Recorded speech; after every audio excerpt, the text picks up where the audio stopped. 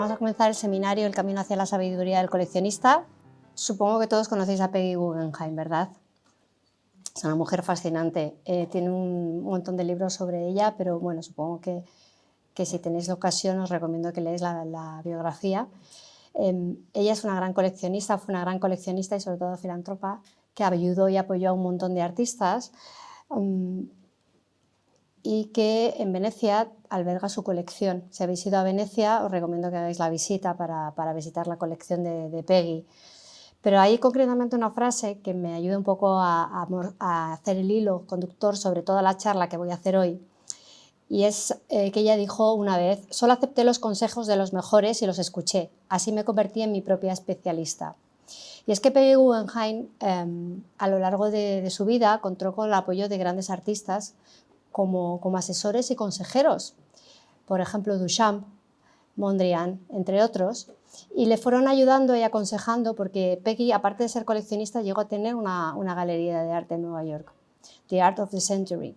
Y durante esa época que ella era galerista, pedía consejos sobre qué artistas tendría que exponer. Y esto me va a ligar a la siguiente historia, y es que estando Peggy eligiendo uno de los artistas para exponer en su galería, vio una obra y dijo: no me acaba de gustar mucho esta obra, no me parece interesante, pero estaba al lado suyo Mondrian y le dijo: pues yo en este artista veo algo interesante, creo que ese artista tiene un gran potencial. El artista se trataba de Pollock. En aquel momento decidió que la obra, fue concretamente esta, era una obra interesante y que su precio de salida tendría que ser $75, y era un precio bastante justo para este artista, que ya lo consideraba que no le acababa de encajar, pero como Mondrian le había dicho que veía algo especial y algo diferente, pues decidió que era uno de los artistas que iba a apoyar. Entonces, esto fue el comienzo de una colaboración entre el artista y Peggy, que acabó siendo pues una relación muy importante, y esta obra acabó en el MoMA. Hoy en día las obras de Pollock, os he traído una de ellas, en el año 22 en subasta se llegó a vender por $52 millones. Es decir, que podemos decir que hizo bien Peggy en hacer caso a lo que le decían sus consejeros. Digamos que en aquel momento pues efectivamente Peggy tenía ojo. Y sobre todo lo que es interesante es cómo ella fue aprendiendo de todos ellos. Bueno, mi nombre es Elisa Hernando, para aquellos que no me conocéis, otros me conocéis, otros no. Yo soy la fundadora de Arte Global. Yo soy doctora en Económicas y en Historia del Arte. Trabajé previamente en banca, trabajé en banca de inversión, Bank of New York y Citibank. Y posteriormente decidí en el año 2003 crear mi primera empresa, que es Arte Global, como asesoría para ayudar a personas, instituciones y empresas a comprar y a coleccionar arte. El modelo de negocio lo tomé de Estados Unidos porque en el año 2003 no existían empresas, sí que existían asesores, personas sueltas, pero no existía una empresa dedicada con este objetivo. En el año 2017 monté la segunda empresa, que fue Red Collectors, que es una plataforma online que el año pasado vendí a Artlogic, y este año ya estamos totalmente centrados en Arte Global. Me encanta el arte, soy una apasionada del arte, siempre ha sido mi vocación, y aparte también soy coleccionista, soy compradora, pero empecé a comprar muy joven, muy temprano. Realmente mi primera obra la compré con 25 años, ahora tengo 52, tengo problema en decir mi edad, y fue un grabado de Chillida que pagué a plazos durante un año. Me encantaba Chillida, pero claro, yo en aquel momento me enfrenté a una situación que me gustaba mucho el arte, pero me encontré con que había muchos problemas y muchas dificultades. Primero no estaba muy segura, bueno, sabía que Chillida me gustaba, pero claro, la primera situación que me encontré es que es difícil a la hora de decidir qué artista quieres comprar, ¿no? ¿Estás seguro? ¿Es realmente porque me gusta, porque es un artista interesante, tengo un criterio, no tengo criterio? Otra de las cosas es que cuando empiezas tampoco estás muy seguro si tienes el conocimiento suficiente sobre arte, ¿no? ¿Realmente es un artista que merece la pena y como valor? ¿Y los precios? ¿El precio que me están pidiendo por esta pieza es realmente el precio correcto o me están pidiendo un precio por encima del mercado? Y otro tema que es interesante también, y muchos de vosotros me lo decís, es: ¿y ese artista se va a revalorizar? Porque más allá de mi gusto o que me pueda gustar tenerlo en casa, pues muchas personas dicen: bueno, pues es un dinero que le estoy dedicando y no quiero tirar ese dinero. Por lo menos si alguna vez tuviera que vender o dejarlo en un legado a mis hijos, pues por lo menos que ese artista se haya revalorizado. Realmente como una forma de que sea correcta mi decisión, ¿no? De acertar en la decisión. O falsificaciones, que también es algo bastante habitual que se puede dar el caso. Entonces, realmente yo me di cuenta que había dos caminos. Uno era, iba yo por mi cuenta y investigaba, me equivocaba y tal, o intentaba aprender o ir acompañado de alguien que me pudiera aconsejar.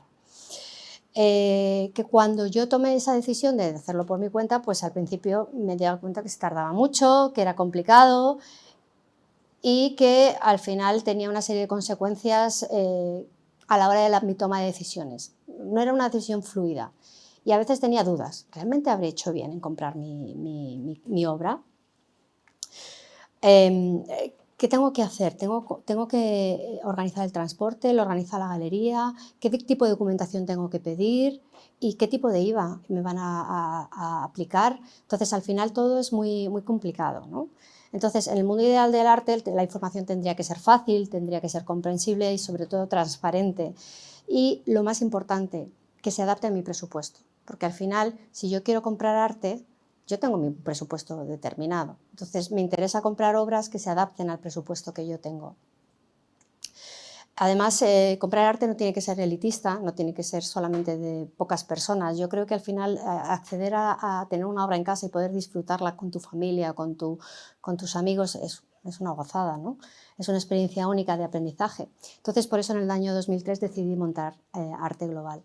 Parecía que había un nicho, que había una necesidad y que sobre todo era importante poder acompañar a las personas en sus decisiones de compra. ¿Y qué es arte global? Nosotros lo que nos consideramos somos un puente entre el coleccionismo y la inversión. El coleccionismo con corazón y la inversión como revalorización, porque al final esa doble faceta que os digo, yo soy tanto economista como historiadora del arte, me parece que es muy interesante juntarlo. Y nuestra filosofía, bueno, pues allí donde el arte sueña y el tiempo escucha, arte global traza legados que perduran. Es nuestra filosofía, es lo que nosotros buscamos con el arte. Y a lo largo de todos estos años hemos llevado y trabajamos con varias empresas e instituciones. Una de ellas es Uría Méndez Abogados. Llevamos trabajando con ellos desde el año 2005, asesorándoles en la colección, que está ubicada en distintas sedes en varios países. Idealista, que además hace el mes de diciembre inauguramos la exposición de la colección. Por primera vez hemos mostrado toda la colección, más de 120 obras que podéis ir a visitar. Os recomiendo que vayáis a ver la colección. Aparte de llevar la colección, también organizamos un premio de arte para idealista, llevamos ya 7 ediciones, que lo que hacemos es ayudar a la promoción y a la producción del arte joven, sobre todo fotográfico. Pero más allá del valor económico, lo que es importante es que esa obra está en la sede de AMA, de la empresa, y la gente lo disfruta y lo ve el día a día. Entonces yo creo que el arte, más allá de su valor económico, también está relacionado con el disfrute, con el poder compartir con los demás. Algunos de los clientes con los que nosotros trabajamos. Pero bueno, os digo nombres de empresas, pero nosotros al final también trabajamos para las personas. Y desde hace 15 años somos responsables del servicio de First Collector de Arco, que supongo que algunos de vosotros los conocéis. Es un servicio de asesoramiento con el Banco Santander y lo que hacemos es ayudar a comprar en la feria. Porque claro, uno cuando llega a la feria de Arco se encuentra que la feria es muy grande, son más de 250 galerías, 2 pabellones y te pierdes un poco, ¿no? Entonces si tienes un presupuesto, imaginaros 6.000, 10.000, 15.000, pues te pierdes. Y muchas veces esas obras están en los almacenes. Entonces, bueno, nosotros a partir del perfilado, del presupuesto y de los gustos, hacemos esa selección. Entonces, bueno, la pregunta es, ¿nos acompañáis en vuestro camino de la sabiduría del coleccionista? Así que venga, vamos. Bueno, vamos a ver, el mercado del arte realmente es un mercado complejo, como os he dicho. Hace no mucho salió este artículo en El Confidencial con el titular «Valer 1 millón a desplomarse en subasta». ¿Qué ocurre? Que realmente hay artistas que están inflados los precios y es la realidad. El caso concreto que os quiero traer es el de Amoako Boafo. Es un artista que vive en Estados Unidos, que es africano. Hay una tendencia hacia el arte africano bastante potente y es que fijaros, os he traído pantallazos de las subastas. En el año 2021 la obra de Boafo se llegó a vender por encima del millón, casi 2 millones de euros. Es un artista de media carrera con proyección internacional, está alrededor de los 40 y tantos años y sí que es cierto que tiene un currículum interesante, tiene obras en museos y tiene obras en instituciones con exposiciones importantes, pero realmente el problema es que no es un tema de valor artístico, de la calidad artística. Es un tema más de que el precio, el valor de mercado, el valor económico está muy por encima del valor real. ¿Qué ha ocurrido? Que en los últimos años, en el 25 concretamente, vemos que los precios ya se han corregido. Estamos hablando de alrededor de los 200.000, ¿vale? Fijaros la diferencia. ¿Qué ocurre? Que hay mucha gente interesada en comprar obras de arte, gente con una capacidad adquisitiva muy importante a nivel internacional que está empujando. Además, muchas galerías lo que suelen hacer es lo de la lista de espera. Es decir, controlan mucho la oferta, es decir, controlan la cantidad de obra que está disponible en el mercado. Y eso lo que hace es que al final se genera esta burbuja. Entonces, no es que el artista no sea bueno, que sí que lo es y que tiene calidad, sino que simplemente el precio que se ha llegado a pagar en estas subastas está muy por encima. Entonces, claro, si pensamos en revalorización, para que un artista se revalorice, tenemos que pagar el precio correcto. Fijaros además que si yo hago referencia, siempre me gusta incluir fuentes con datos objetivos y cuantitativos que puedan validar un poco todo lo que os estoy contando. Una de las fuentes que utilizo es ArtPrice. Entonces aquí vemos cómo la aparición de Boafo en el mercado internacional secundario de subastas es en el año 20 y como hay un gran boom de ventas inicialmente y luego este cae. También se ve reflejado en el ranking del artista. Entonces, bueno, pues eso es un tema que hay que tener en cuenta, ¿no? Hay que estar alerta. No creo que sea vuestro caso el pagar 1 millón, pero sí que hay que tener en cuenta que el precio que nos estén pidiendo por un artista que nos interese realmente tiene que ser el precio real de mercado. Otra situación que puede ocurrir, y esto me voy al año 2008, ¿os acordáis en septiembre del 2008 qué pasó? ¿El qué? La crisis inmobiliaria, el subprime, muchos artistas, la recesión económica a nivel internacional. Bueno, pues en ese momento una subasta se anunció que por primera vez un artista iba a vender directamente en subasta. Porque normalmente las subastas, mercado secundario, las obras salen por segunda vez en mercado, es decir, realmente quien lo pone en el mercado es un coleccionista. Bueno, pues esta era la primera vez que Damien Hirst, que era el artista, iba a vender directamente en subasta y iba a saltarse a sus galerías. Damien Hirst trabajaba, entre otros, con la White Cube, trabajaba con la Gagosian, entre otros, o sea, galerías muy potentes a nivel internacional. Bueno, pues todas las obras que salió a subasta se vendieron, incluso se produjeron récords de ventas. Damien Hirst, para aquellos que no lo conozcáis, es el artista que metió en formol al tiburón y que es un artista que desde el punto de vista de la historia del arte es muy interesante, forma parte del grupo Young British Artists y es un artista que está cuestionando el ser humano a través de la medicina, de la naturaleza, de su relación con el entorno, etcétera, etcétera. Pero es un artista que es bastante controvertido, sobre todo es un artista muy criticado. ¿Qué ocurrió? Que lo que se salió a la luz posteriormente es que Damien Hirst en realidad había sido él, con varios coleccionistas y algunas de sus galerías, los que habían pujado en subasta. ¿Qué pasa? Que hay ciertos artistas que, claro, el precio... Yo soy profesora de tasación en la universidad desde hace más de 15 años y una de las cosas que yo enseño a mis alumnos es que el precio, entre otras variables, está relacionado con el currículum del artista. Cuando un artista llega, es el caso de Damien Hirst, al millón, para que dé un salto cuantitativo por encima del millón, tiene que haber algún tipo de efecto en el currículum, bien sea que expone en un museo, en una institución, que le compra una obra o una colección importante, que realmente desarrolla un nuevo cuerpo artístico donde rompe con todo lo anterior y se considera súper innovador. Son una serie de variables que influyen. Bueno, pues cuando no se dan esos casos, los precios se suelen mantener, se estabilizan o incluso pueden fluctuar. Os hablo de, sobre todo, lo que es el mercado secundario, ¿vale? Mercado primario es el mercado de galerías, mercado secundario es el de subastas. En el caso de Damien Hirst, cuando llegas a esa cuota, pasar de 1 millón a 1,5 millones o 2 millones es bastante complicado. Fijaros el caso que os he contado de Boafo. Pero no solamente eso, sino que Damien Hirst la ha vuelto a montar, y ha sido recientemente, cuando ha salido a la luz que sus obras más valoradas son las de los años 90 y había falsificado la fecha, había creado obras actuales y había puesto fecha de los 90.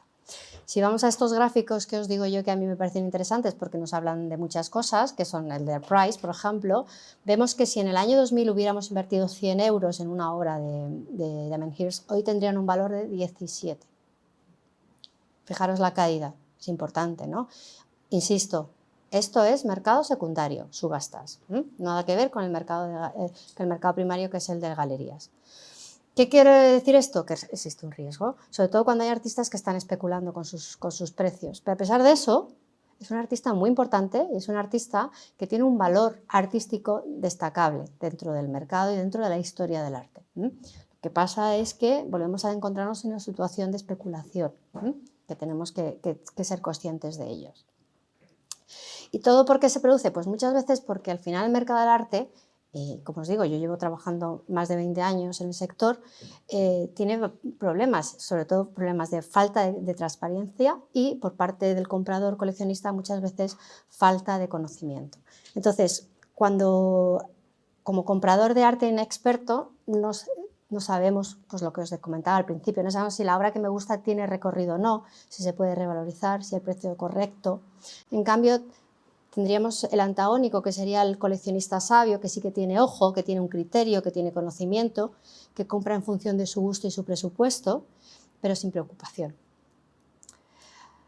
Otro caso que es interesante es el de Gustav Klimt, sobre todo porque el año pasado, el año 25, hubo 3 récords. Los 3 primeros récords de venta fueron 3 obras de Gustav Klimt. Pero esta obra que os voy a presentar ahora, me tengo que ir al año 2006.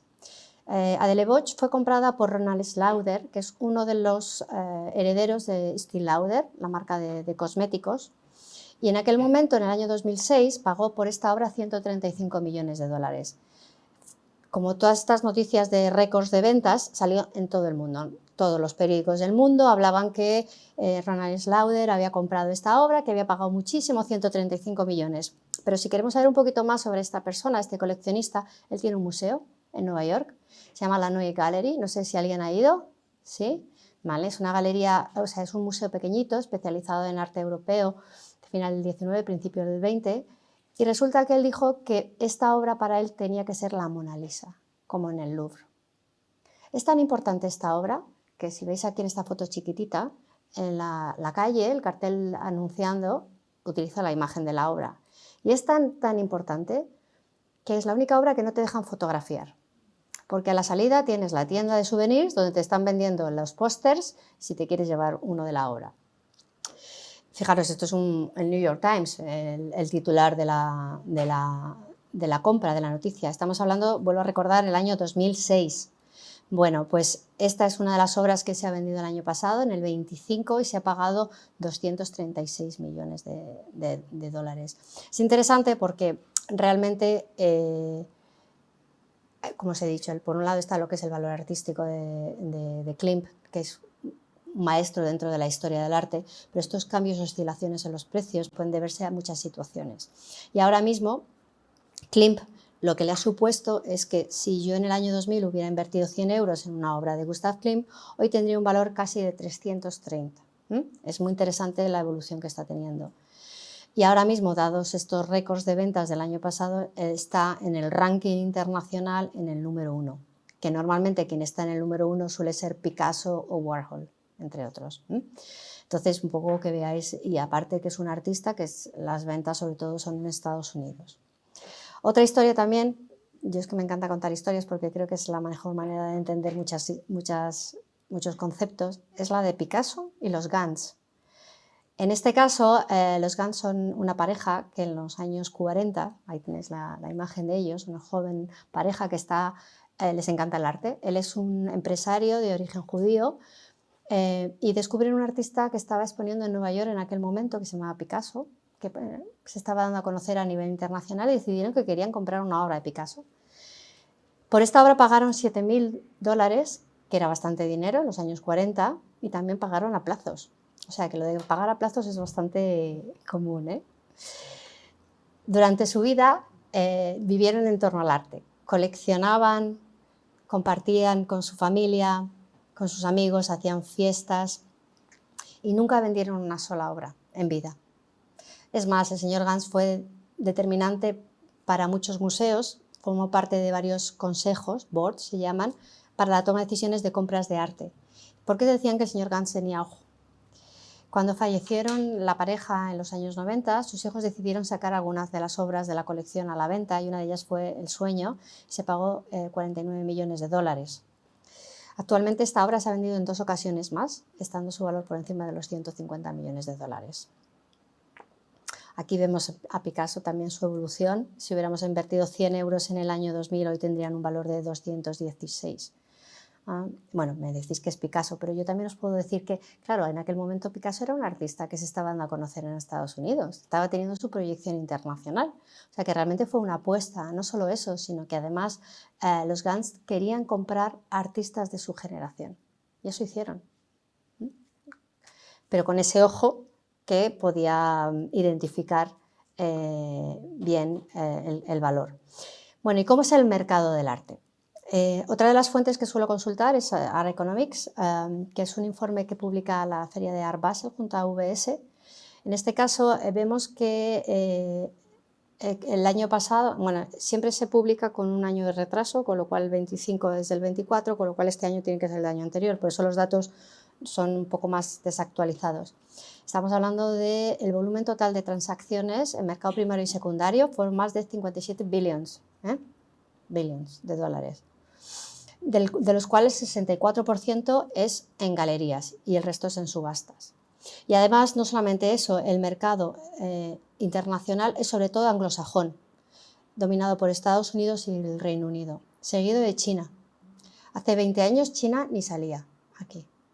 Ahora mismo es uno de los mercados, el tercero más importante, y eso que el Reino Unido está sufriendo el Brexit con el arte, porque Frieze, la feria de Frieze, es una feria que está, bueno, ha caído bastante, y con el tema de la importación de las aduanas, la verdad es que es muy, muy complejo comprar obras. Nosotros cada vez que tenemos que traer alguna obra del Reino Unido es un horror, porque muchas veces ni los propios agentes de las aduanas se enteran, o sea, es un horror.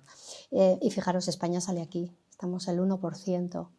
¿Por qué el mercado español representa el 1% del total de las transacciones internacionales? ¿A qué creéis que se debe? Sí, pero ¿a qué puede ser? No pasa nada, esto no... A Arco. Casi todas las grandes transacciones que se hacen en este país son en Arco. Entonces, por eso salimos aquí en este gráfico, ¿no? Que estamos al nivel de Japón. Interesante. Aquí vemos un poco la evolución en los últimos años, de cómo Estados Unidos sigue siendo el líder de transacciones de compra-venta de arte, seguido del Reino Unido y de China, y Francia por detrás, ¿no? Pero vamos, que la evolución es importante. O cómo a lo largo de los últimos años han crecido las subastas, el número total de lotes vendidos o el porcentaje de ingresos recibidos por las casas de subastas. ¿Esto qué quiere decir? Que realmente cada vez hay más interés hacia el arte, cada vez hay más interés en comprar arte, en coleccionar arte, en invertir en arte. Y yo creo que esto es algo que tenemos que reflexionar, ¿no? Y otro de los datos también que llama la atención es cómo ha crecido el mercado de arte online. Según publica Art Economics, en el año 24 fueron 10 billions del total de facturación, pero supone un crecimiento de más de un 300%. ¿Qué pasa? Que hay un cambio generacional. La gente está más acostumbrada a mirar en Internet, comprar en Internet, pero además es que el comprador y el perfil del comprador, del coleccionista, está cambiando. Quiere información, quiere saber de precios, quiere tener acceso a la información. Antiguamente esta información no era pública. Tú llegas a una galería y tienes que preguntar, ¿a que sí? Y el galerista te lo tiene que explicar y te lo tiene que decir. Incluso a veces a mí me cuesta, yo como asesora, oye, ¿me pasáis los precios? No, es que no, es que sí, les cuesta. ¿Por qué? Porque los galeristas tienen que explicarte los precios, tienen que explicarte el artista, tienen que el valor, hacerte entender el valor de ese artista. Bueno, pues el mercado online funciona totalmente distinto. ¿Os imagináis que Amazon vendiera sus productos sin precios? La gente no lo compraría, ¿no? Entendería que eso no está a la venta. O directamente diría, ¿y por qué no está el precio? ¿Será que a mí me quieren vender otro precio distinto del de al lado? Porque depende de quién sea yo, me van a dar un precio u otro. Bueno, pues esos son algunos de los problemas que tiene el mercado del arte. Todavía les cuesta mucho a las galerías publicar los precios. Hay ciertas plataformas, nosotros en Red Collectors, pues era uno de los problemas que teníamos con las galerías, les costaba publicar los precios, pero hoy en día, por ejemplo, Artsy, todavía puedes ver algunas galerías que tienen online que pone Price on Request, la pregunta por el precio. Bueno, y si pregunto, ¿qué pasa? ¿Que me van a dar a mí otro precio distinto, no? Bueno, pues esa es algo bastante común. Pero el comprador, el perfil del comprador, y es lo que yo estoy viendo en los últimos 15 años, está cambiando muchísimo. Y fijaros, uno de los datos que hemos publicado ahora a raíz de Arco es que en el servicio First Collector que damos en la feria, que hemos atendido a más de 1000 personas a través del Banco Santander, hay más mujeres que hombres comprando. Estamos casi cerca de un 60%. Y hace 20 años el coleccionismo era masculino. Fijaros, hasta esta sala, estáis en minoría, chicos. Es interesante, ¿verdad?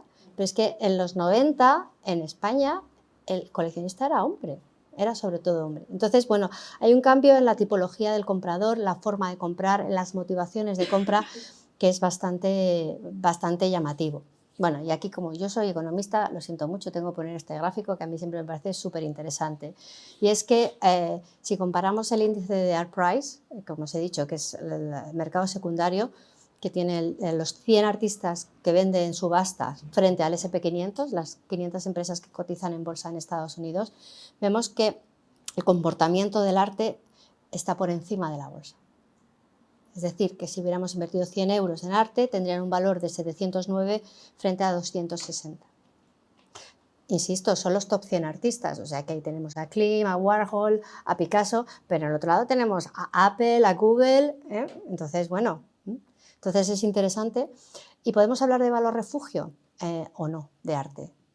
Pues mira, el otro día en clase me lo preguntaban, ¿el arte es refugio, valor refugio? Pues depende del artista y depende de la obra, pero sí que puede llegar a serlo.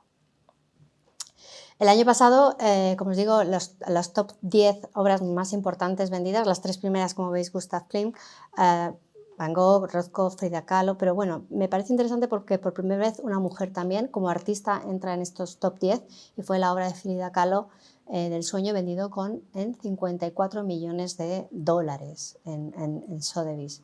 Interesante, ¿no? Dentro de esta... A ver, vamos de tiempo. Dentro de esta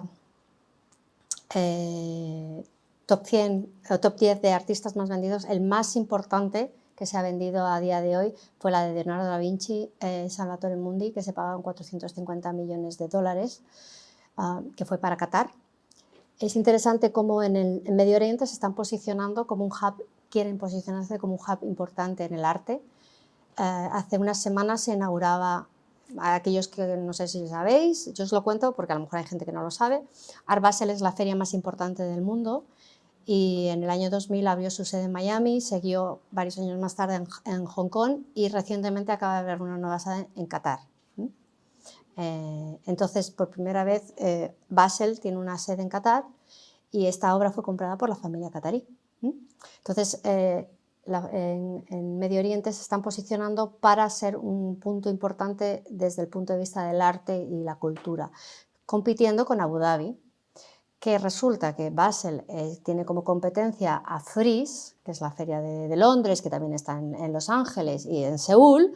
Entonces, Frieze va a haber en Abu Dhabi. Entonces, aquí ya tenemos la guerra de las ferias. Ahora tenemos las dos ferias en guerra. Por un lado, Basel peleando por dónde se posiciona y por el otro lado, Frieze viendo también dónde se posicionan, pero todos muy cerquitas, ¿no? Tenemos Hong Kong, Seúl, Abu Dhabi, Qatar, ¿no? Están ahí luchando por qué tipo de coleccionistas. Yo creo que hay una locura de ferias que ahora mismo es imposible ir a todas. O sea, desde que empezó el año, es que ha habido un montón de ferias. Entonces, no creo que haya tantos coleccionistas, no sé qué va a pasar con las ferias. Al final, tampoco creo que en Medio Oriente haya una...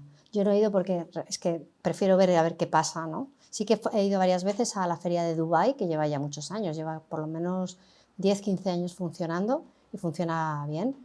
Pero esta feria no lo sé. O sea, aparte de la familia Qatarí, que sí que es cierto que compró un montón de cosas, compró un montón de obras, pero claro, no puede vivir una feria de que una gran familia con muchísimo dinero compre la feria entera, no tiene ningún sentido. Entonces, bueno, vamos a ver qué pasa.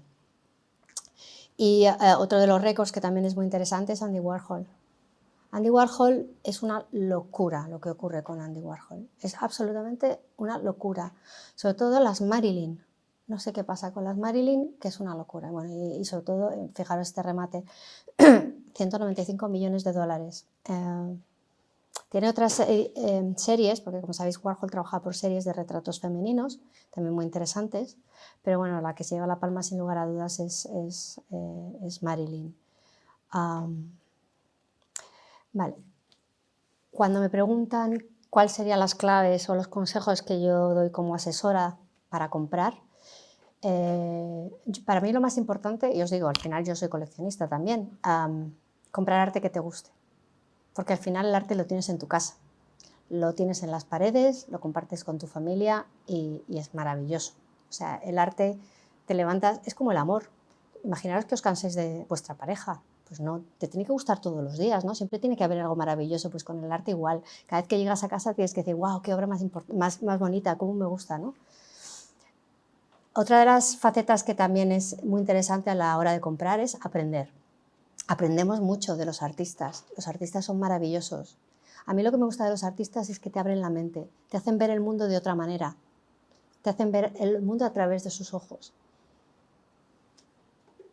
Y cuanto más te metes, más quieres aprender.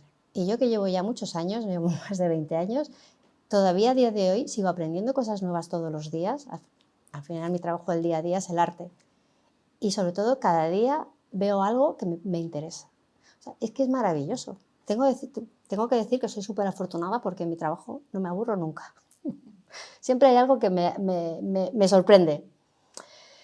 La tercera clave sería identificar dónde y cómo comprar. Tenéis que identificar cada uno de vosotros porque al final cada persona es un mundo, le interesa un tipo de artista, le interesa un tipo de lenguaje, dónde hay que comprar, porque al final quiero comprar en galerías, quiero comprar en subastas, quiero comprar a través de artistas jóvenes que se están dando a conocer. ¿Las galerías todas venden lo mismo? No. Hay galerías que trabajan artistas jóvenes, hay galerías que trabajan por técnica, sobre todo pintura, antes más fotografía, hay galerías que están más centradas en artes según el tipo geográfico, pues arte latinoamericano, por ejemplo. ¿Y cómo comprar? ¿Cómo compro en una galería? ¿O cómo compro en una subasta? ¿Cómo pujo? Es que es totalmente distinto. Es tan distinto hasta que los precios se fijan de distinta manera. Tú tienes un artista que está representado por una galería y tiene un precio, y en una subasta puede salir una obra y sale a un precio distinto, incluso inferior o superior. Entonces, tengo que saber cómo comprar y tengo que saber cuáles son los márgenes que gestionan las galerías. Cuáles son las comisiones, cuáles son los descuentos que me pueden hacer, cuáles no. Nosotros al final, como asesores, compramos mucho para mucha gente, con lo cual siempre tenemos acceso a mejores precios. Y porque no es lo mismo que tú llegues de nuevas y digas, hola, quiero comprar esta obra, me haces un descuento y me va a decir que no, a que, bueno, ya vas acompañado de otra manera con alguien que compra mucho.